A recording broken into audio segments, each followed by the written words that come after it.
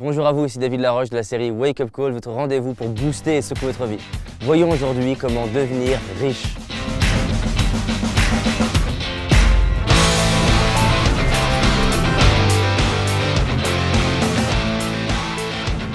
J'imagine que vous avez envie de plus de richesse dans votre vie, peut-être de la richesse relationnelle, peut-être de la richesse financière, peut-être de la richesse humaine, peut-être de la richesse spirituelle. C'est quoi être riche? Finalement, être riche, c'est quelque chose que je dois définir moi-même. Il y a des milliardaires qui se sentent pauvres, il y a des personnes qui ont peut-être juste quelques euros sur leur compte et qui se sentent très riches. Donc finalement, la richesse, c'est quelque chose qui est propre à soi et qui est important de définir.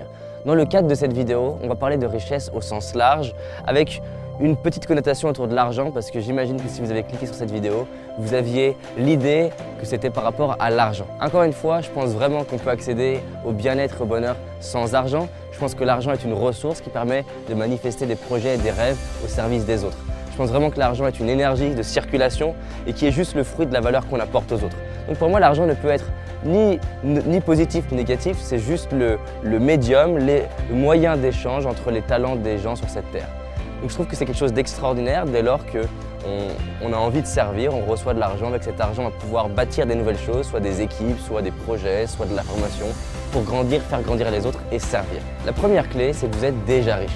Beaucoup de fois, j'ai eu l'impression de manquer d'argent ou manquer de finances dans ma vie, alors qu'en fait, j'oubliais et je fermais les yeux sur toute l'abondance que j'ai.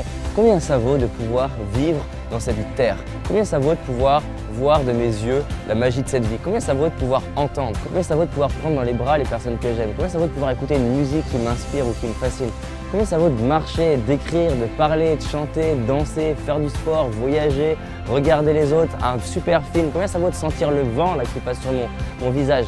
En fait, je suis déjà riche, déjà sur un aspect juste d'être terrien, je suis arrivé, j'étais milliardaire. Mais je ne le suis pas seulement à ce niveau-là, même matériellement, je suis riche.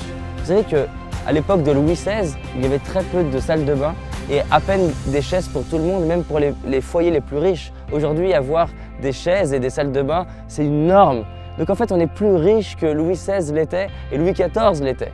Ça veut donc dire un truc, c'est que quand vous prenez le TGV par exemple, vous accédez à quelque chose que même Louis XVI ou Louis XIV, avec tous leurs milliards, ne pouvaient pas avoir. Donc nous sommes des milliardaires. Nous sommes des milliardaires juste par toute la richesse qui est autour de nous. Ce qui est intéressant, c'est que l'argent permet juste à la limite de pouvoir vivre des expériences que d'autres vivront comme une norme dans quelques années. Donc nous sommes nés riches, vous l'êtes, je le suis, nous le sommes et nous le serons toujours. Et ça fait du bien de s'en rappeler. Et ça m'amène à la deuxième clé, l'abondance intérieure, vibrer l'abondance. On s'attire ce qu'on vibre, on s'attire ce qu'on est. Si je vibre le manque, je vais m'attirer le manque. Si je vibre, j'ai pas assez, j'en ai pas assez, je ne suis pas assez, qui je vais m'attirer autour de moi? Est-ce que je vais m'attirer des gens qui sont dans l'abondance? Est-ce que je vais m'attirer des gens qui ont des grands projets, des grandes visions? Non. Si je suis dans le manque, je vais m'attirer des gens qui sont dans le manque. Donc vibrer l'abondance, c'est essentiel pour s'attirer toute forme de richesse. Si je suis dans le manque relationnel, je ne vais pas m'attirer des gens qui sont dans l'abondance relationnelle, je vais m'attirer des gens qui sont eux aussi dans le manque et dans la souffrance. Par contre, si je vibre, j'aime ma vie, je m'aime, je suis quelqu'un de riche humainement, j'ai plein de talents, j'ai des choses que je sais, j'ai des compétences, savoir-faire, des gens que je connais. Et ça, c'est ma richesse. Combien ça vaut d'avoir des gens qu'on aime dans sa vie? Ça fait de nous des gens riches. Et quand je me rends compte que j'ai déjà de la chance d'avoir les gens que j'aime, naturellement, je vibre de la joie, de l'amour, de l'abondance.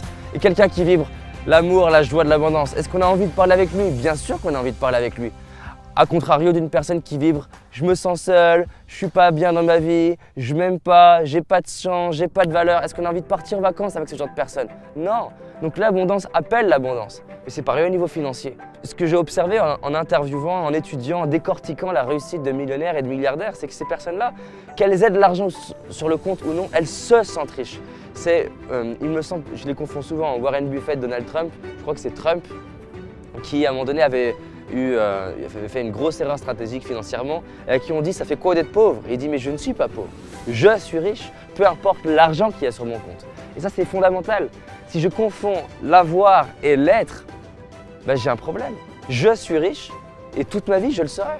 Donc la richesse extérieure et matérielle et relationnelle et spirituelle n'est que le reflet de ma richesse à l'intérieur, mais je dois le reconnaître. Je dois reconnaître que je suis une opportunité et je dois vibrer ça parce que du coup, je vais donner envie à d'autres personnes de vivre une aventure avec moi. La troisième clé pour être riche, et alors je sais que ça vous paraît basique, mais pourtant je vois tellement de gens qui oublient ça, c'est apporter de la valeur. Je vois des gens qui disent « ouais, j'aimerais être riche en 10 minutes, être riche en 1 an ». Et en fait, ils pensent à eux, moi. Mais en fait, la clé, elle n'est pas là, c'est les autres. Parce que pourquoi les gens me donneraient de l'argent si je ne leur apporte pas de la valeur? Entre deux chirurgiens, pourquoi il y en a un qui est plus payé qu'un autre? Parce qu'il y en a un qui a plus bossé qu'un autre, un qui est plus talentueux qu'un autre. Si je dois me faire opérer du cœur, il y en a un qui a un taux de réussite de 80%. Donc j'ai 20% de chance de mourir. Et imaginons qu'il est à un tarif de 1000 ce que vous voulez. Et que l'autre, il a un tarif de 2000, mais j'ai 98% de chance de survivre. Est-ce qu'à votre avis, j'ai envie de mettre le double d'argent? Bah forcément. Parce que ma vie est en jeu, parce que ma vie a de la valeur, bah, je vais être prêt à mettre de la valeur financière en échange de tout le savoir-faire de la personne. Ça, là, beaucoup de gens sont bloqués par rapport à l'argent, surtout en France. L'argent c'est mal, l'argent c'est pas bien. Et dès que la personne dit j'aime l'argent, ah c'est pas bien. Mais pourquoi ça serait pas bien? Parce que l'argent n'est que le reflet de ce que tu apportes aux autres et l'argent n'est qu'une énergie pour pouvoir apporter plus aux autres. Si là demain j'ai plus d'argent, je peux avoir plus de caméras, des équipes plus grandes, faire plus de vidéos gratuites, faire un film qui inspire la planète, pourquoi pas faire un hôtel bien-être, pourquoi pas des stages de yoga, pourquoi pas des hôpitaux dans le monde, pourquoi pas éduquer des enfants à entreprendre, pourquoi pas révolutionner le système éducatif des enfants, pourquoi pas faire des dessins animés pédagogiques qui aident les gens à comprendre les lois de la vie, les lois de l'univers. Tout est possible avec l'argent. Dès lors que j'ai une vision qui m'inspire, l'argent ne peut être que belle. Donc la clé numéro 3, c'est apporter de la valeur. Vous avez des dons, vous avez des talents, vous avez des choses qui sont particulières chez vous. Apporter de la valeur, c'est juste se dire, tiens, il y a des gens, ils ont des besoins. Tous les types de besoins. Besoin de temps, d'énergie, de ressources, de compétences, de savoir-faire, d'énergie, de réseau. Je vais me lever et me dire, allez, je vais les aider. Et dès qu'on commence à faire ça, bah bizarrement, qu'est-ce qui se passe? J'apporte de la valeur, bah les autres veulent me donner quoi? De la valeur. Pas forcément de l'argent, mais c'est une richesse. Ils vont me donner leur temps, leurs compétences, leurs ressources. Et il y a des projets qui vont se construire comme ça, même des fois sans argent, parce que les gens vont s'entraider et construire quelque chose de top. Alors je crois que c'est limitant, parce que l'argent est qu'un accélérateur, un facilitateur d'échange de talents. Donc je crois vraiment que l'argent c'est super et que faire tout en mode troc, c'est très limité. La quatrième clé, c'est de mettre mes talents au service. Je dirais que dans la troisième, j'apporte de la valeur. Je suis là en train de me dire, je veux donner. Si en entreprise, je bosse plus que les autres, mais forcément, je vais réussir. Les gens me disent, oui, mais comment je peux avoir une augmentation? Bah, bosse plus, apporte plus. Réponds aux besoins et aux désirs de tes supérieurs et tu verras, c'est naturel. Tu veux réussir en tant qu'entrepreneur, bah, tu ouvres les yeux sur le monde et tu te demandes là où tu peux apporter. La quatrième chose, cette fois, c'est d'orienter sur mes talents. C'est-à-dire là où j'ai quelque chose d'unique. L'intérêt, c'est quoi? C'est de kiffer sa vie, c'est de profiter de sa vie. Parce que si j'apporte et qu'en plus j'apporte dans ce que j'aime, je vois pas le temps passer, j'ai de la créativité, je suis déterminé, je suis persévérant. Quand j'entends des gens qui me disent « oui, mais mon fils il a des troubles d'attention ou de comportement », mais c'est n'importe quoi. La plupart du temps, les parents, je leur demande « est-ce que quand il joue aux jeux vidéo, il est concentré ?» Ah bah oui, là il est concentré. Est-ce que quand il drague, il est concentré? Ah bah là, c'est clair, il est concentré. Donc il n'a pas de problème de concentration. Ça veut juste dire que si on le met au bon endroit, en faisant les choses qu'il aime, il est motivé. Par contre, si on veut être motivé en faisant des choses qui ne me correspondent pas, je ne peux pas être motivé. On me prend là, moi je suis hyper motivé dans un boulot qui me fait chier, je ne serai pas motivé, je ne serai pas talentueux, je ne serai pas créatif, pas déterminé. Donc c'est à moi d'utiliser mes talents et de les mettre au service des autres. La cinquième clé, c'est de voir des bénéfices à avoir plus de richesse dans ma vie. Il n'y a aucune raison que je m'attire quoi que ce soit si mon cerveau n'associe pas plus de plaisir. Mon cerveau est une tête chercheuse à plaisir et en train d'éviter la douleur. Donc c'est quoi l'intérêt pour vous d'avoir plus d'argent, d'avoir plus de relations, d'avoir plus de ressources, de vous sentir plus riche dans votre vie?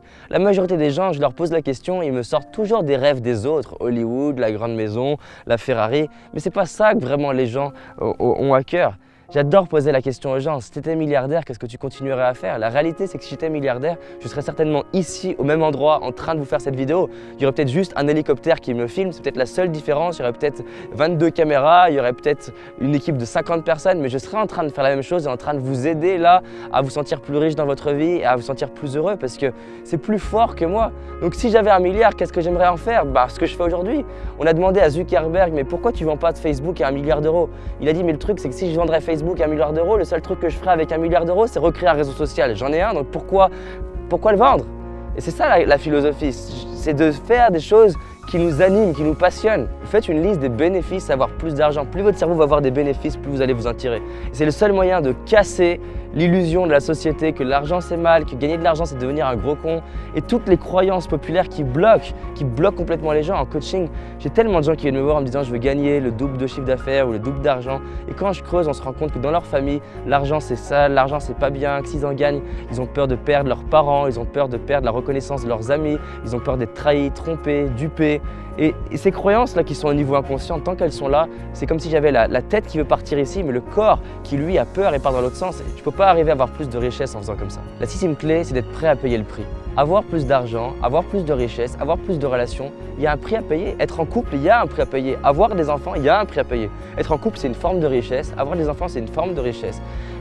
Prendre soin de son corps, c'est une forme de richesse. Mais il n'y a rien où il n'y a pas un prix à payer. Si je veux avoir le physique de Ronaldo, je vais devoir m'entraîner, il y a un prix à payer. Si je veux avoir les performances d'un sportif de haut niveau, je vais m'entraîner comme un sportif de haut niveau. Les gens, ils veulent le fantasme, mais pas le prix à payer. Et c'est ça qui permet de savoir ce qui est vraiment juste pour moi. Moi, j'adore la restauration, mais le prix à payer d'avoir un restaurant, il est trop élevé pour moi. Donc, c'est pas pour moi pour aujourd'hui. Donc peut-être que le prix à payer pour vous d'être millionnaire, il est trop élevé et c'est pas pour vous. Et je pense vraiment qu'on peut être tellement plus heureux en faisant des choses qui vraiment on aime. Et c'est ça pour moi, c'est de vous demander est-ce que je suis prêt à payer le prix pour avoir la richesse que je veux. Et de faire le tri, peut-être que cette forme de richesse-là, vous êtes prêt à payer le prix et peut-être pas celle-ci. Et c'est ça le meilleur moyen de se sentir riche. La 7e clé, c'est la certitude. Plus vous aurez de la certitude, plus vous allez attirer de la richesse. Là où il y a de la certitude, il y a de la richesse. Là où il y a de la certitude, il y a de l'argent. Là où il y a de la certitude, il y a de la confiance. Et la 8e clé, c'est de se demander, avec cette richesse relationnelle et financière et humaine et spirituelle, comment je vais l'utiliser pour servir plus. Parce que c'est une loi, si je n'utilise pas les ressources qu'on me donne au service du reste, naturellement ça bloque, l'énergie elle ne circule pas. L'argent pour l'argent, ça ne sert à rien. Donc faites une liste de choses que vous allez apporter au monde en ayant plus d'argent. Par exemple, je vous l'ai dit, si là on me donne 1 milliard, un des premiers trucs que je fais, c'est de recruter des équipes et faire un film pour inspirer la planète. Un deuxième truc que je fais, c'est mettre en place au moins un petit village, une petite ville bien-être avec des stages de yoga, une école dédiée à éduquer les enfants sur l'intelligence émotionnelle et leurs rêves. Et voilà ce que je ferais avec de l'argent. Donc je vois déjà comment servir. Alors qu'est-ce qu'on a vu? 1, vous êtes déjà riche, plus riche que Louis XVI ou Louis XIV. Vous avez accès au TGV, à l'avion, à la télé. C'est incroyable. Aujourd'hui, avec quelques euros, on accède à Internet dans un cybercafé, n'importe où dans le monde, et on peut accéder aux meilleurs et aux plus grands esprits de la planète et s'instruire. C'est un truc de fou. 2, apporter de la valeur aux autres. Vous voyez comment servir. 3, prenez vos talents et donnez-les au monde. C'est vraiment le plus beau cadeau que vous pouvez vous faire et faire à l'humanité entière. 4, vibrez l'abondance. Sentez-vous vraiment être une personne riche à tous les niveaux, humainement, spirituellement, financièrement, par votre corps, par votre esprit, par les gens que vous aimez. Voilà, vous êtes libre et vibrez-le au quotidien. 5, voyez des bénéfices, avoir plus de richesse dans votre vie. Faites une liste de bénéfices. 6, soyez prêts à vivre le prix à payer pour avoir cet argent. 7, ayez la certitude. Développez votre certitude et votre ancrage dans le sol. Et 8, voyez comment vous allez utiliser cet argent pour servir la planète. Comment vous allez utiliser ces richesses pour servir davantage la planète. Donc c'est quoi finalement devenir riche? Devenir riche, c'est réaliser que je le suis déjà, c'est vibrer l'abondance et c'est servir l'humanité par rapport au vide du monde. Voilà ce que c'est pour moi être riche. Si vous avez aimé cette vidéo, cliquez sur j'aime, cliquez sur le bouton partage et ensuite abonnez-vous à la chaîne si ce n'est pas fait. Et dans tous les cas, rappelez-vous, on avance ensemble. Merci à vous.